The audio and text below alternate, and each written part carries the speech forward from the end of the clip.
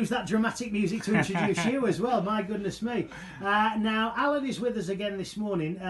You were last in February. Yeah, I think it was, yeah. I'm reliably informed because my memory is terrible.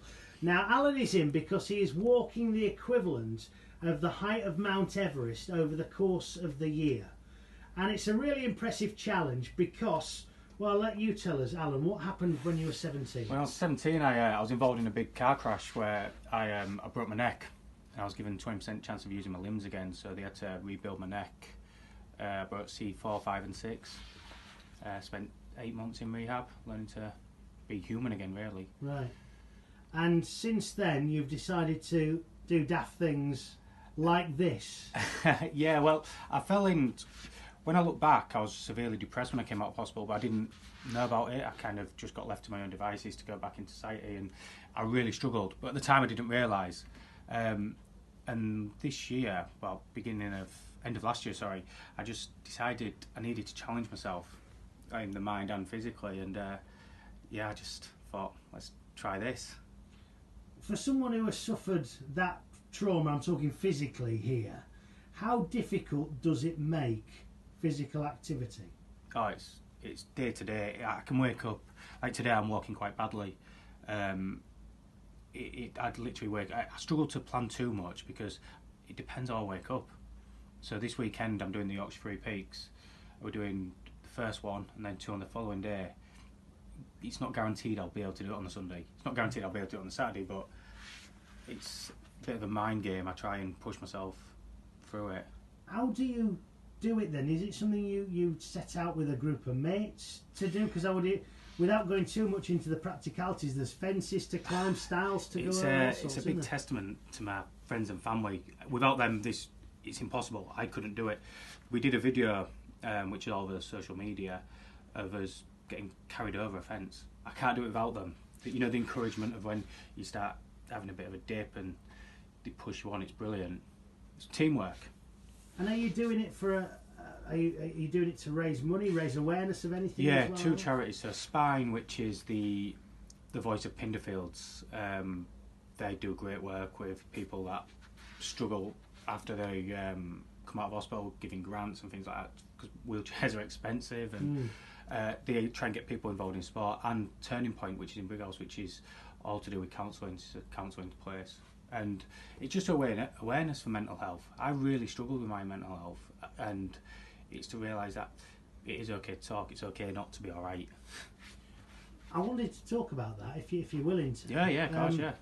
When you say you struggled, what just sort of put a bit of meat on the bones of how you were feeling and what sort of you were thinking after going through what you went through? This is only going back a few years as well. I used to wake up every day. I used to have to think of an excuse to stay alive. Not an excuse, a reason to stay alive. You know, I'd usually put it on another person, thinking, well, my nephews would be affected if I did something daft. And it's just, it was anxiety. From the outside, I looked all right because I'd tell everybody I was all right. And on social media, I looked all right. There was weeks I couldn't get out of the house.